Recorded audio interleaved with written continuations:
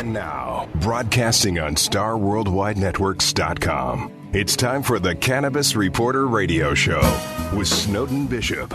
Listen in as Snowden interviews cannabis industry pioneers, marijuana experts, policymakers, medical practitioners, patients, and other amazing individuals with compelling stories to share. It all happens right now. Here's the Cannabis Reporter, Snowden Bishop. Evergreen is calling. Hi, and welcome back to the Cannabis Reporter Radio Show. I am your host, Snowden Bishop, and I'm glad you could join us today. We've reached a tipping point with the marijuana movement, and it's gaining momentum on multiple fronts. Medical breakthroughs are being discovered daily. States are enjoying the budgetary relief, and many are putting money into good use in education and vital social programs.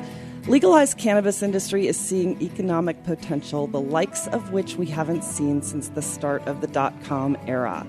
Private investors are coming out in droves to help pioneering entrepreneurs claim their stake in cultivation, retail operations, and medical development. Business is thriving, although it's not without some challenges. Most notably, the federal prohibition is still clinging to the last bastion of the war on drugs, and that's not likely to change anytime soon. As a result, banks that are federally regulated haven't made it easy for businesses to conduct normal transactions. But despite those setbacks, the financial community remains giddy with excitement about the future. So much so that we're seeing more and more companies with new funds and development enterprises go public in the stock markets. According to the CDC, ArcView, and the Marijuana Business Factbook, the cannabis industry is surpassed only by the alcohol and tobacco industries in consumable demand. But the stock market is its own beast and seems to be impacted by politics, stigmata, and legislative activity more than what's actually transpiring on the ground. Interestingly, some publicly traded companies are keeping day traders on their toes, trying to keep up with the volatility. Some of the biggest publicly traded companies, however, are showing returns up to 500%, while others are still limping along. One thing is certain: the marijuana industry is here to stay. So for people who remain skeptical about cannabis, it's important they understand that it is a serious business. That's the topic of today's show, and I'm excited to introduce our guest. But before we get started, Dr. Donner, our medical marijuana expert, has our medical marijuana minute update. What do you have for us today? Well, thank you, Snowden. Today I'd like to talk about the importance of preserving medical marijuana programs as more states consider implementing adult use, otherwise known as recreational use laws. While the economic upside of the recreational market garners a lot of the spotlight, it's very important to keep in mind that the medical side has been critical to the industry's entire evolution, and in fact, I feel where it truly initiated. When you examine the numbers, it's clear that it will continue to do so in the future.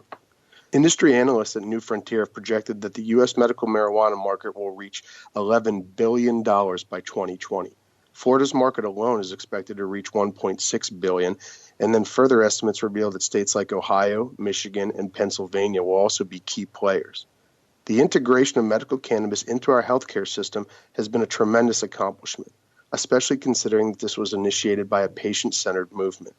It's important to the acceptance, integration, and expansion of the cannabis industry as a whole, which cannot be underestimated. For the legal cannabis industry to progress and move forward, we need to work toward improving acceptance of medical marijuana into mainstream medicine. Healthcare providers, business leaders, and policymakers need to be open to establishing a more inclusive and progressive dialogue. In my personal opinion, this will also help establish and maintain credibility to influence the DEA's eventual consideration of removing marijuana from the Schedule I listing. That will be more likely to happen if medical marijuana programs remain in place even after adult use measures are passed. I'm Dr. Brian Donner for the Cannabis Reporter. I'll be back next week with another Medical Marijuana Minute. Back to you, Snowden. Thank you so much, Dr. Donner. We'll look forward to hearing from you again next week. The Cannabis Reporter will be at the World Medical Marijuana Conference and Expo in Pittsburgh this April, and it promises to be an amazing event, so stay tuned for that, and we'll talk more about that next week. So let's get started. I am delighted to introduce Hadley Ford. He parlayed years of experience in banking and healthcare industries to his current position as founder and CEO of Dianthus Capital Holdings. And before that, he was an investment banker at Goldman Sachs and co-founder and chief executive of Procure Treatment Centers. Welcome to you, Hadley. I'm so glad you're here. Snowden, it's a pleasure. Thank you for having me on today. You know, I am so intrigued by what is happening with the publicly traded companies versus the private investment firms that are really supporting this industry. And I just want to get like the bird's eye view of what you think is going on in the financial realm in terms of the marijuana business. Yeah, that's a great question. It's actually the whole reason that we formed Dianthus. Because of the federal prohibition against cannabis in the United States and the states taking the lead, you have this strange anomaly where cannabis entrepreneurs are given a license or earn a license, and they have the ability to sell medical cannabis or recreational in 8 states now. But they don't really have any access to what I'd call regular way institutional capital. As you rightly point out, really the only avenue for funding either a startup or a growth capital or buying out a partner, or if you want to sell your business, how's someone going to finance it? It's really that private market, the wealthy individual, or in some rare instances, the family office that will step in. And you don't have the usual Goldman Sachs, Bank of America, Citibanks, KKRs of the world that usually provide all of that type of financing that would help any regular way industry support itself. The private market, that checks cash, but it tends to be fickle, it tends to be volatile, it tends to be very expensive, and if you're an entrepreneur, it's also difficult sometimes to even know how to access it. So what we've seen is, I think probably kind of a holdback on what the growth potentials might be within the industry because people don't have access to capital. We noticed that the Canadian public markets, unlike any capital market in the world, public or private, you had cannabis operators regularly issuing securities and cannabis investors actually buying those securities. Now, they were Canadian operators and Canadian investors, but our thought was if we could structure something where we could raise money publicly in Canada, we will be able to make those funds available for the cannabis entrepreneurs here in the United States. So are the regulations for raising capital for cannabis much different in Canada than they are here? Yeah, because you've got a situation where the federal government and the provincial government in Canada are aligned. So it's legal on a medical basis everywhere in the country. The rules are set. Everyone has to play by the same rules, and that's allowed for an orderly formation of a public market. Now, it's smaller than you would find for a tech innovation in the United States because Canada is a smaller country and a smaller market. But nonetheless, you have banks that are active, research analysts, salespeople, traders. When we go up for meetings in Canada, we'll go to the 40th floor of a skyscraper in Toronto with sweeping views, and people show up in suits and ties and ask us questions about units and margins. And it's a regular way business, and people take it seriously. And I'd estimate because of that, the Canadian capital markets are probably 3 to 5 years ahead of where we would expect to see the United States. Yeah. So it's interesting that you make reference to the fact that they actually show up in suits. There is a misconception, I think, about the cannabis industry among the people who really haven't taken the time to research it, and that is that it's sort of relegated to the hippies, if you will. Well, yeah, no. Look, it's. I'll pull my inner Donald Trump and blame the media for this, but look, a story about conservative guys successfully building a business is interesting, but not nearly as interesting as a story about a couple of dudes who, decided to get into the business, or, guys who are taking wheelbarrows of cash to the bank, or people with AK-47s defending their grow in the hinterlands. Those stories are much more entertaining and interesting. But, I think by and large, the vast number of people in the business are just like entrepreneurs you'd find in any sector. They wake up at 3 a.m. worrying about making payroll. They stay and burn the midnight oil to ensure product quality is top notch. And the only difference is they don't have the usual advantages you would in another entrepreneurial market. They don't have access to capital. And because of the sort of stigma and federal illegal piece of it, you don't have the usual sort of what I'd call camp followers to that capital as well. You don't have your top flight law firms, white shoe law firms, accounting firms, consultants, advisors, you typically find. So these entrepreneurs, they really have to do this on their own, not just from a capital perspective, but from kind of everything else, whether it's HR or operations or quality control or point of sale systems. It's all being invented and solutions being found on the fly. That creates a very interesting opportunity for capital providers such as ourselves. Yeah, and I've been watching some of the stocks that are on the over-the-counter trading markets and also on the exchanges too. And I think it's pretty interesting how they seem to be much more volatile and much more dependent upon politics and state legislation. I mean, we've seen these incredible upswings. I remember back in 2012 when a number of states were added to both legalization for adult use and also for medical. And at that time, it brought the number of states up to 24, which is almost at that tipping point. And I remember watching as these new publicly traded companies had returns of 3,000-4,000%, and then all of a sudden, a couple weeks later, there was this huge profit taking, and all of a sudden they dropped to levels. And I think that those companies have really had a tough time bringing it back up, because a lot of those same companies that were early adopters on the stock exchange, they've just been limping along, but yet they're very well established and seem to have good business models and all of that. I mean, how can you explain that phenomenon that it's very difficult? Yeah, I'd actually take the opposite tact in that, once the cannabis world started getting a little cachet and hoopla behind it, you basically had 300 companies in the United States that were, Joe's Mining Company changed their name to Joe's Cannabis Company, and then the sort of the classic Euphoria and Animal Spirits took over.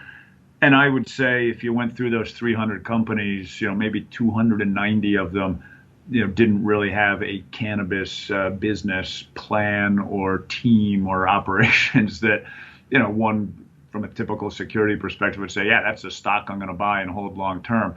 And I think they were mostly speculative, almost like, buying a pure option in the marketplace, that someone would be able to execute on a business plan that they put forth in a prospectus. And that's what a lot of these things were. There used to be something else, and then they said, I've got a business plan to do X, Y, or Z. They hire some guy who was a grower or knew something about cannabis, and maybe they work, maybe they don't. But they weren't, sort of usually what you'd see in any other orderly capital formation around technology or medical devices or anything where you'd actually see management team with deep experience, backed by a VC, who brought some gravitas and experience to the board, actually had deep pockets to ensure you could get through good times and bad times, and then approach the public markets with real stories, real disclosure, real backing. That market doesn't exist. You've got a handful of pioneers in the U.S. who, I think, can make a go of it, but you haven't seen that sort of step function in capital formation and company building that you would see in a normal sector. Compare and contrast that to what's happened in Canada, where you've really seen that, companies that have deep management experience, they've got, boards, from a regulatory perspective, there's, real disclosure that has to occur. I mean, that's one of the reasons we actually went to Canada as well, not just because the money was there, but because sort of the investor confidence around the rest of the infrastructure and the market and the disclosure requirements and the regulatory oversight from it, I think would give our investors, including Canadian institutional and hopefully in the future U.S. institutional investors, comfort that they're real companies, real securities, real teams, real business plans, real cash flow, as opposed to kind of the pink sheet stuff that was going on in the U.S. I think it would be very difficult for a company of our size, and cannabis companies tend to be micro cap. The largest of them are single-digit billion, which would qualify still as small cap or maybe medium cap in the in some explanation of it. But when you're that size, you want institutional investors to have a sense of what the disclosure is. And in Canada, you have that. You've got companies that are been vetted by real law firms, real banks. They do bought deals, marketed deals. They've raised close to $1 billion over the last couple of years in that marketplace. You compare that to the U.S., there's some companies that are down here, but the opportunity for them to go raise $20 or $30 million in a regular way, marketed deal just doesn't exist because you don't have the banking infrastructure, research, legal infrastructure. You don't have the backing of the exchanges to do that. NASDAQ has repeatedly denied people access to the exchange. So again, it comes back to where's the best and most efficient place to raise capital. It is the Canadian markets. Yeah. The question is, can you raise money in the Canadian markets and use it in the U.S.? And I think we've answered that question that yes, you can do that, and hopefully we'll do bigger and better and broader deals going forward. And the other thing is that in Canada, you have the backing of the government too. That federal stamp of approval matters. In the U.S., we hear a lot of brouhaha about, Trump and Sessions, but people forget, the Obama administration wasn't particularly friendly. If you go back and read Loretta Lynch's confirmation testimony or Eric Holder's, they weren't saying great things about cannabis. Loretta Lynch was saying, yeah, I'm not in favor of legalization and it's against the law. The Obama administration didn't move to decriminalize or deschedule cannabis. So, yeah, it's a problem. It's a problem that sort of is overarching. I think there's an uneasy truce that has developed between states' rights and between the federal government. It's actually somewhat amusing to see people sitting in different chairs than they usually do, right? I mean, you've got Republicans or states' rights having to be in favor of cannabis because it's states' rights, and you have Democrats who typically are more favor in a centralized government all of a sudden, arguing for states' rights. But I think it's the right way forward, and I think everyone's comfortable with it, even if it's not a perfect solution. Right. Well, it's obvious that it's here to stay because, eventually the policy is going to have to catch up with the public demand and with the science, too, for that matter. Clearly it has medical use, which means that the Schedule I aspect of it is completely ridiculous.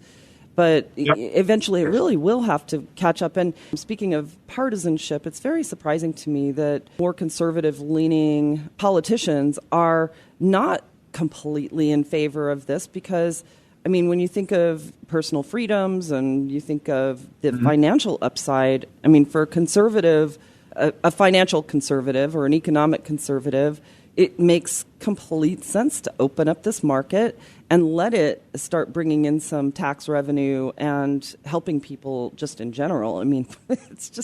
It's crazy to me. But no, you're absolutely right. Even Trump himself said in 1990 or 91 that the war on drugs is a waste of time and money. They ought to legalize all drugs. I don't think you can find too many politicians that sort of take that tack. But cannabis, call a spade a spade. The market exists, right? There's a $50 billion black market.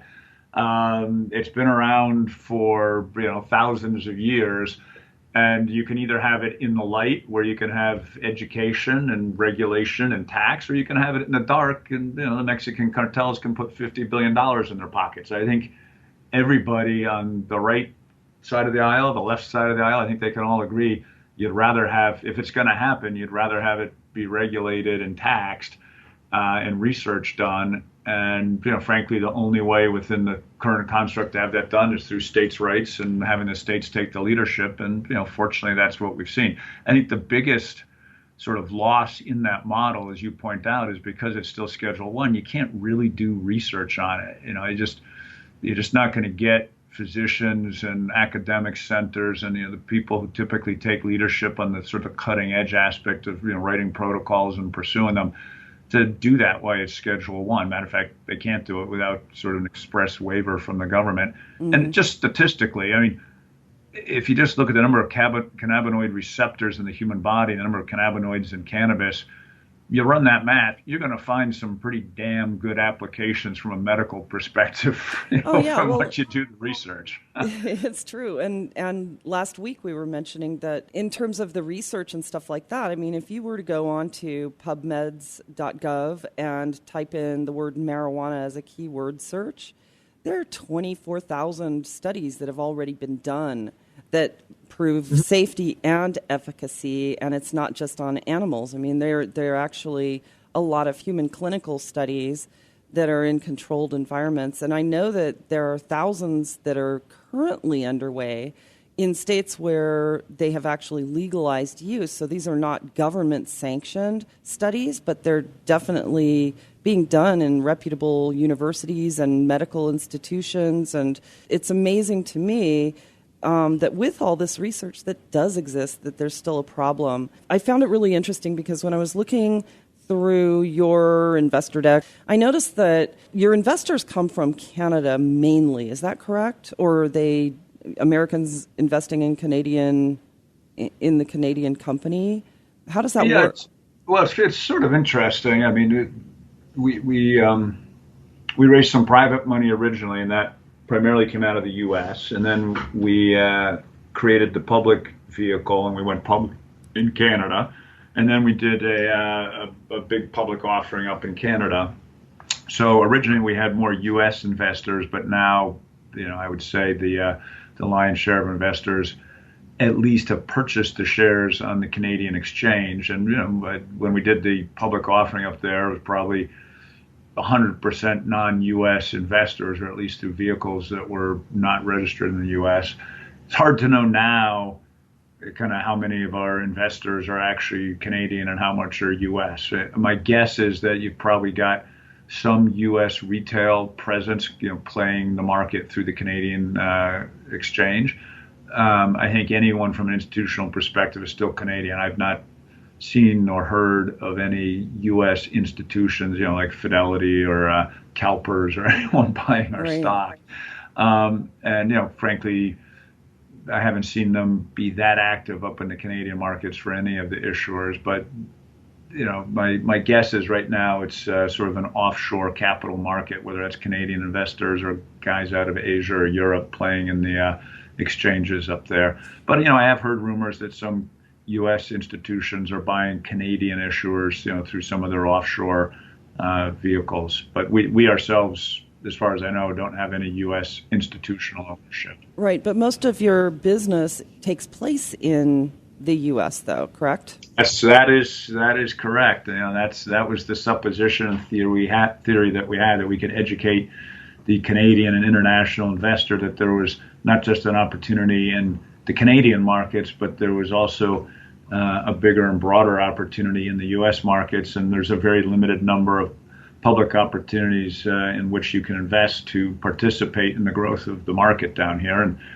I think there's been a lot of interest for sure. I've had hundreds of meetings and been to dozens of conferences up in Canada, and it's clear the Canadian investor who understands cannabis says, yeah, I like the Canadian market, as well they should. It's, I think, going to be a big growth market. But the U.S. market is 30 times the size right now, and that's pretty compelling. And there's fewer stocks that they can invest in the U.S. than they can in Canada to play that growth. So I think that is part of the interest, both from a fundamental and technical perspective. Yeah, but another thing that I found interesting is that you sort of preempted Massachusetts because they just recently legalized for adult use. Mm-hmm. And I noticed that, because you must have set that up a while back before the law was passed, obviously. Yep. Yes. Yeah.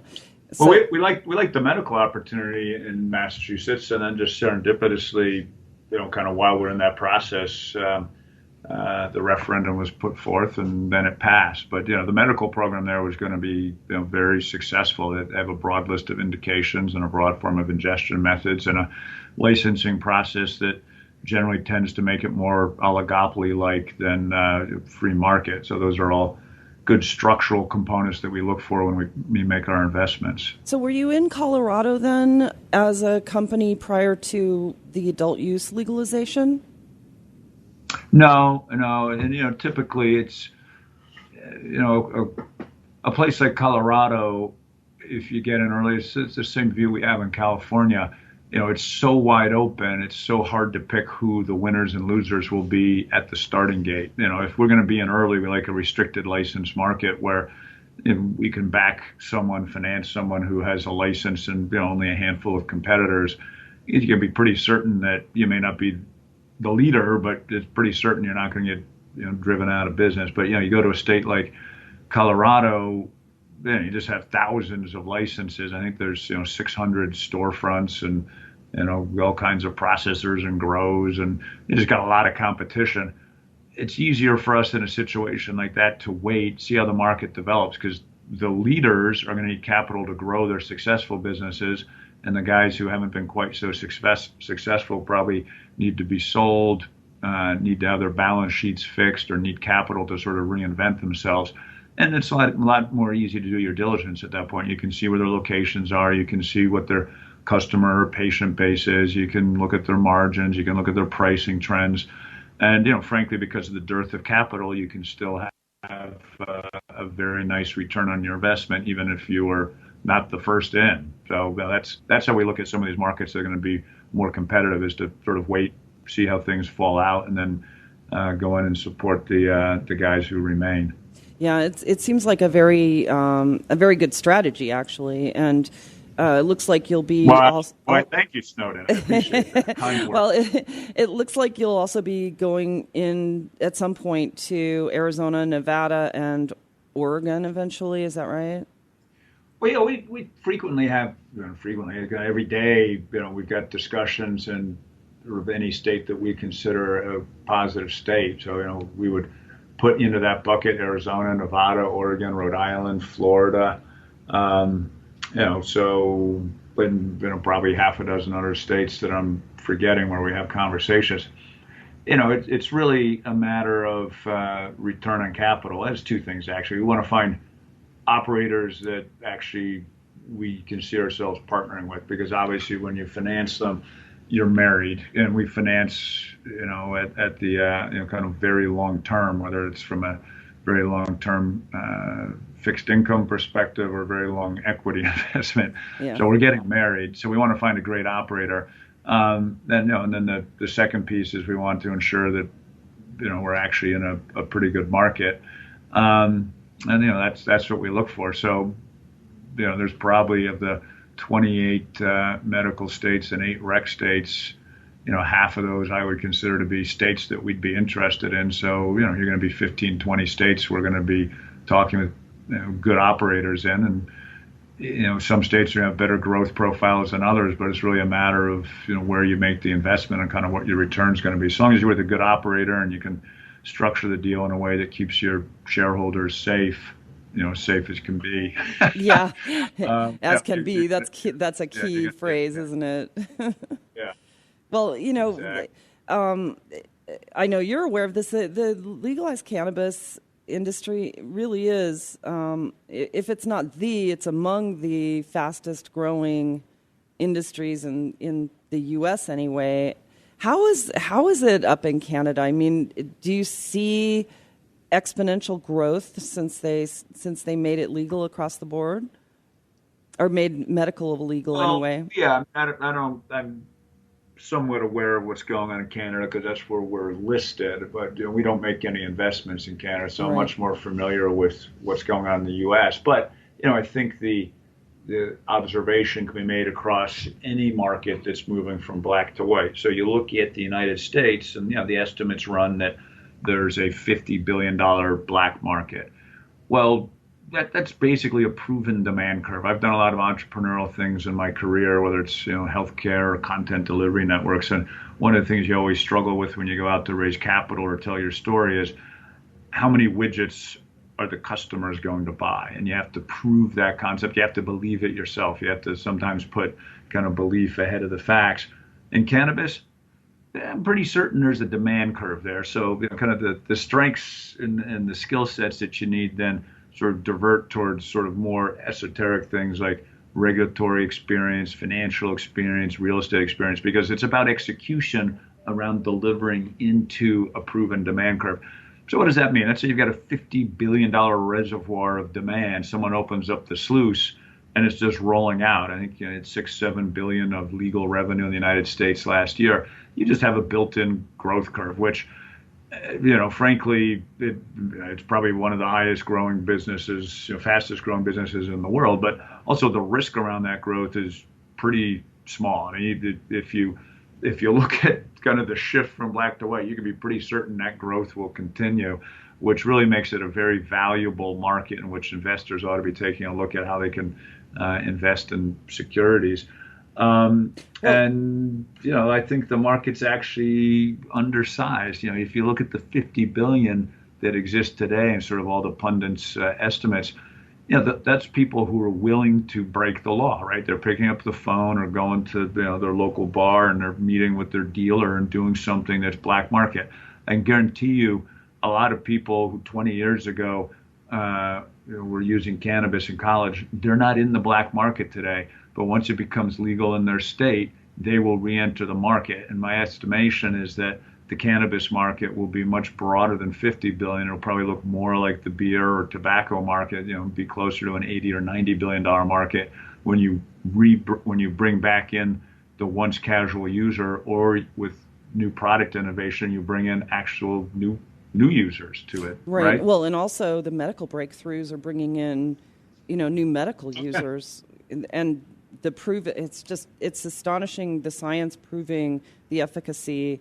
And, it's just completely undeniable. But, the other thing about the black market, too, this is not just educated guesses based on, polls. You've got some pretty hardcore facts when you look at the criminal justice statistics as well, like how much marijuana has been seized over the last, 50 years, and how many people have been incarcerated just for using it. And those numbers are in the millions. Look, it's clear it's a big market. It's clear there's a built-in growth piece. And, I personally think that the market itself will expand. So you've got this situation where you've probably got a market growing from 50 billion to 80 billion that tracks broader legalization. And then you have that shift of that 50 billion from black to white, of which you've only sort of gotten through 12 or 13% of that shift. So, the growth just goes on forever, and it's just ludicrous that there's no financing. I feel like a kid in a candy shop, having access to equity capital or debt capital for our operating partners here in the U.S. It's a very unique confluence of events, and I feel very fortunate we have a public vehicle, and it's going to be a good 5 or 10 years for us. Yeah. Well, what do you tell people who are very skeptical still about investing in cannabis companies?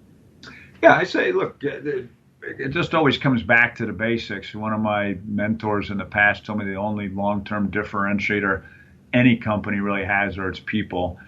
Patents can be gotten around, processes can be gotten around, product quality can be copied. But if you have a good team and you're in a good market, you're going to find a way to make money. So, especially in something like cannabis, I tell every investor, look at the team. What have they done? What are they doing? Are they saying things that they're getting done in the next quarter, the next year?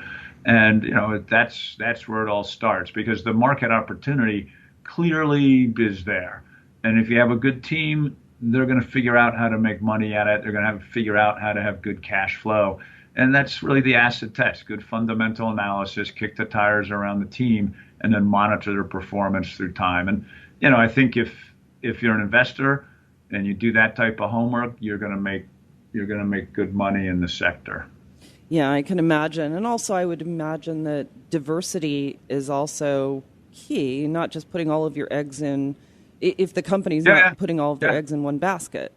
Yeah, absolutely. And that's one of it's almost as if I asked you to ask that question. And one of the things we look to in our own company is to ensure that we're across multiple markets with multiple operators, so that people who invest in us aren't putting all their eggs in one basket. You don't have one point of risk failure with us. If something works in one state, great. Doesn't work in another state, okay. These things happen. There's lots of companies that have one point to failure. They have sort of one project in one state, and you're making a pretty big bet that that's going to be successful. Our view is to diversify that for our investors, so they don't have to do that kind of work, because it's tough, right? And it's tough to figure out, especially in the U.S., which states are going to be more successful than other, which operators within those states are going to be more successful. So, yeah, well, and also in each one of the operators that your company invests in, it seems like each one of those are diversified as well. So it's not just dispensaries, it's not just cultivation, it's not just licensing or whatever other pieces of the business. It seems pretty well diversified, and I think that we've seen here in Arizona anyway, a lot of the people who have spread around their business strategy with cultivation and with dispensaries, they seem to be better off than those that are focused mainly on just one thing or the other. Yeah, I think that's a fair point. It's the industry, despite having been around for thousands of years, the business models are now being allowed to come out into the light, and they're trying to figure out where you want to spend your time and energy, and that'll differ based on your skill set, and that will also differ based on sort of the regulatory environment in which you have to work. And sometimes the rules of a state provide more advantages to being a dispensary. Sometimes it adds more advantages to being a grower or a manufacturer. And that's what people are going to figure out. Sometimes you can study something all you want, but until you actually do it, you don't know. And that's why I think you'll see people who have had vertically integrated operations. They may hive off the grow piece. They may then decide to focus on the dispensary side or the processing side. People are figuring it out as they go along. And I think through time, you'll see that disaggregation and specialization where people are good at things. Clearly, someone who's really good at growing may not be really good at selling, right? The retail or patient experience in a clinic is going to be a much different skill set on how to deliver than growing cost-effective, high-quality cannabis. You don't see the physician also be the person who makes the penicillin, right? It just doesn't exist in other businesses. So through time, I think it'll disaggregate in cannabis. But currently, you're seeing more vertical piece, and that lets people lay off some of the risk. If the value chain accrues towards the grow, they can shift that way. If the value chain sort of accrues towards the dispensary, they can shift that way. Right. One of the things I know has been a real challenge in this industry is money in research and clinical studies and that sort of thing. I mean, some of the universities are beginning to allocate funds toward research, but others just are not. And I mean, how hard? What do you think the biggest challenges are in terms of raising money for the research and development side of this? Well, I think it clearly needs to be non-Schedule 1 because you can't get any funding if you're Schedule 1, right? I mean, it's just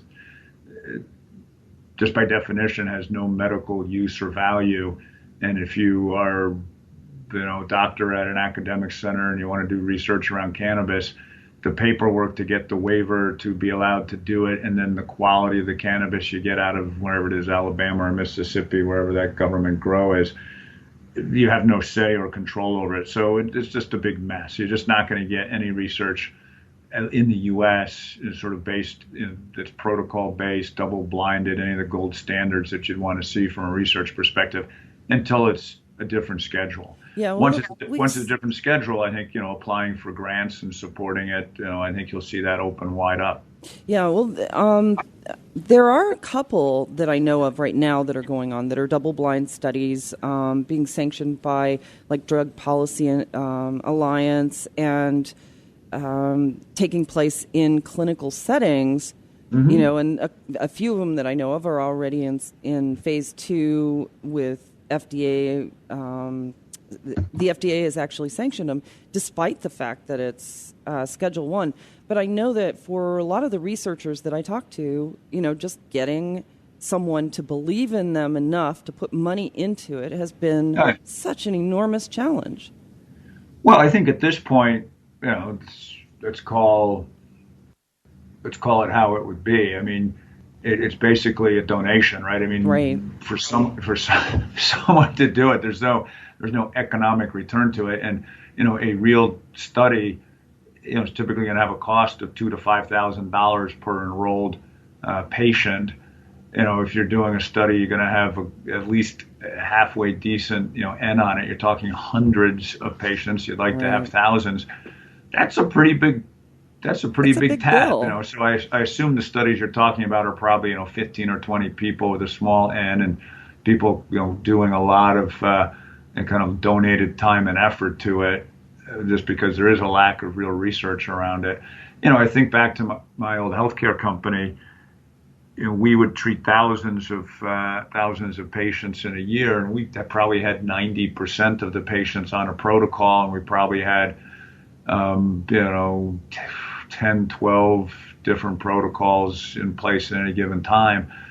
And, you just don't see that in cannabis, right? I mean, you go to any dispensary, I would be hard pressed if you picked one random that any of those patients are on a protocol. Maybe they're on a registry protocol if the owner of that dispensary is, pretty savvy on research. But you have the odd study here and there, but it's not enough.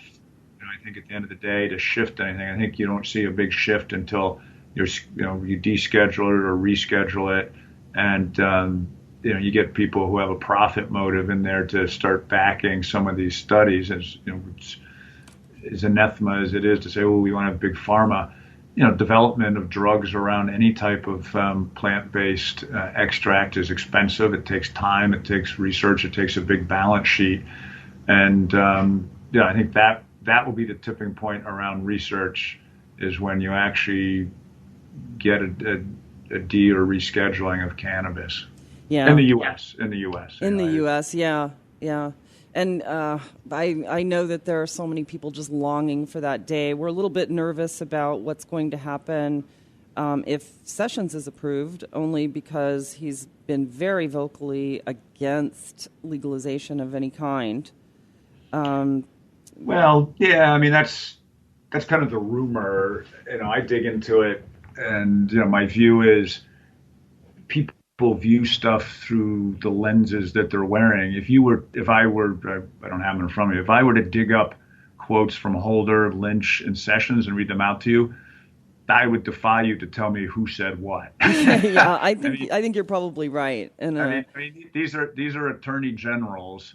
They, their job is to uphold the law. I mean, people completely ignored that the head of Hillary Clinton's transition team was the ex-AG of Colorado.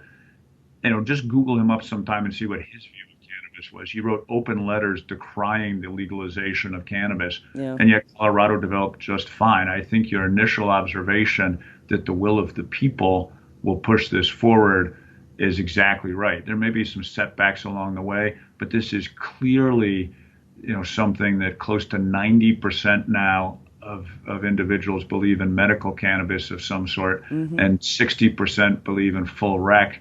You've got mid-60s support in Congress.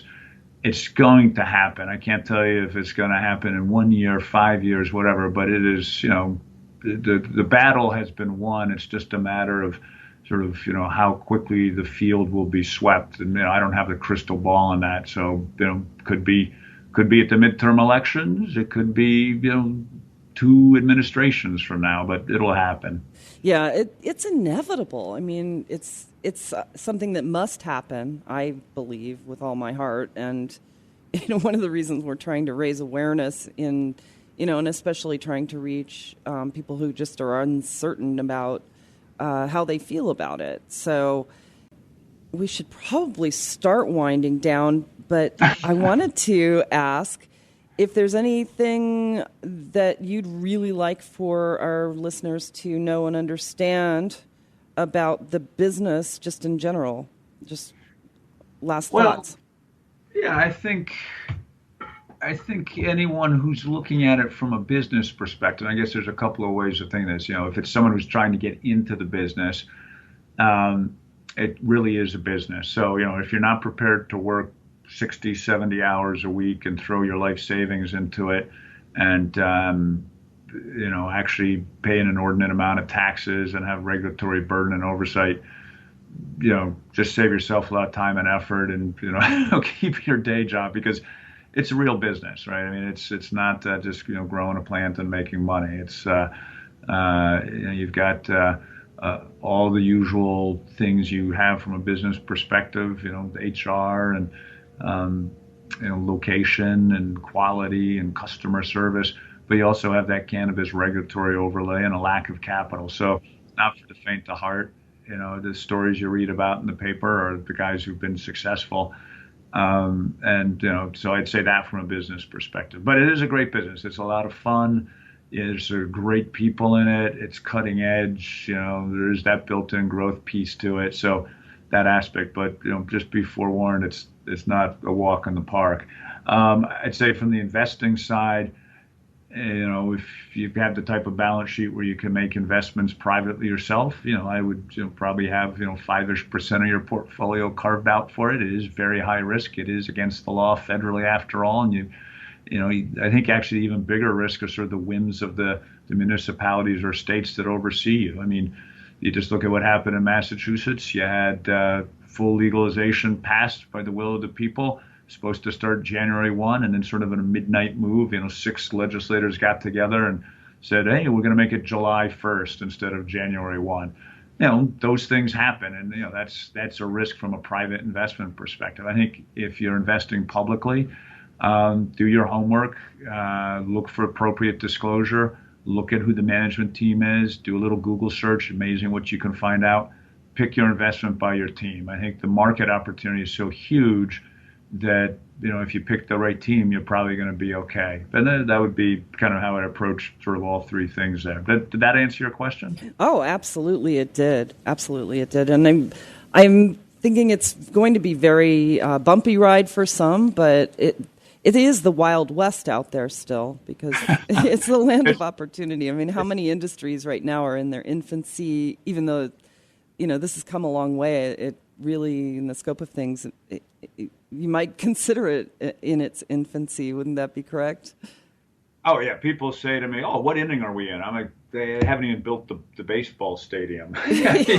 Exactly. It is, you look at the large, Colorado is sort of the most mature regulated market that we have. California's obviously been around a lot longer, but they don't have a state regulatory oversight in there yet. So if you think of Colorado as the analog for what the market might look like, the largest market share company in Colorado probably has 7 or 8% market share. So, and you still have 600 door fronts and probably 400 competitors. That's a very, very, very early stage market. And you still have the black market. Estimates are Colorado still has 25% of the demands being met by the black market. So you haven't even finished that aspect. And you're just seeing tremendous innovation on products, whether it's on the medical side or recreational side. That's in its infancy, right? I mean, just the fact that people have been able to come out of the woodwork and can have a real lab or kind of access to real machinery and do crazy things from a product perspective. I think we're just seeing the beginning of that, just touching it. And you've seen that from the consumer perspective, right? You've seen a shift from 90% flower to like 50% flower in some markets in Colorado, as people say they vote with their pocketbook. I want to take this as a spray. I want to take this as a vape. I want to, whatever it is. People are saying I like different ways of consuming or treating myself from a drug perspective, and I think you'll see that continue. Yeah, I agree. And also, as more awareness comes out, I think people don't really understand or realize that hemp-based products, too, are legal in any state. You can order them across state lines. You can import them from Canada or Europe or anything like that without any legal ramifications, although the states where they haven't legalized medical marijuana, they certainly aren't going to come right out and tell you that. Although I do find one of the most amusing things of all is, you can buy like the best hemp oil from like Czech or Poland or something like that, and it arrives in Colorado. And before you can put it on your legal dispensary or retail store, before you can put it on the shelf, you actually have to infuse a little bit of THC in it because you're not allowed to sell pure CBD oil. Right. I just find that hysterical that you can like ship this hemp oil across the world, but you can't sell it in your regulated store unless you like infuse it a little bit. I know it's very bizarre, but eventually that's going to catch up too. It's all going to catch up. And look, it's just this wonderful grand experiment that you see, right? You know, I meet with regulators all the time, and yeah, they say, look, we're inventing it as we go along as well, and you know, we're going to get there. We're going to find out what works, what doesn't work. You've got all these different states trying things. They all know about the other states. They all go on tours of each other's states. They all talk with each other. We're going to meander ourselves in the grand American fashion towards the right answer. Just let the states figure it out. Let the states copy themselves. Let the consumers and the patients drive what's needed, and we'll get there. Is it always going to be smooth and seamless? Is it going to be messy? Yes. Is it going to be chaos? Sure. But we'll get there eventually, and it's a lot of fun being on the business side of it. It's a lot of fun working with great operators. It's a lot of fun talking with people like yourself about the trends in the industry.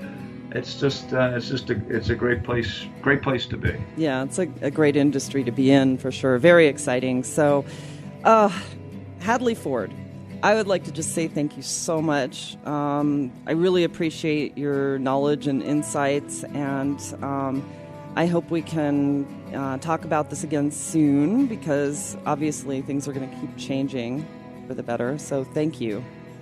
Oh, my pleasure. Thank you very much for having me on. And anytime you'd like to have me on again, I'd be more than pleased. And just let me know. Great. Well, thank you. So if you'd like to learn more about the work of Hadley Ford and Dianthus, please visit us at thecannabisreporter.com.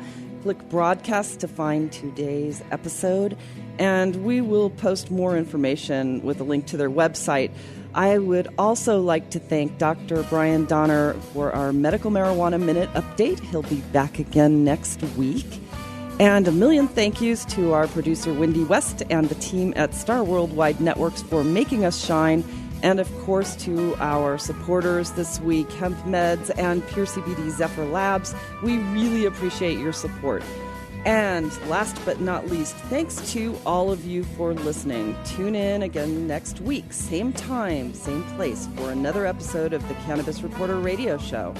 I'm your host, Snowden Bishop, and until we meet again, stay safe, stay informed, share what you've learned, and make it a great day. Evergreen is calling, evergreen is always.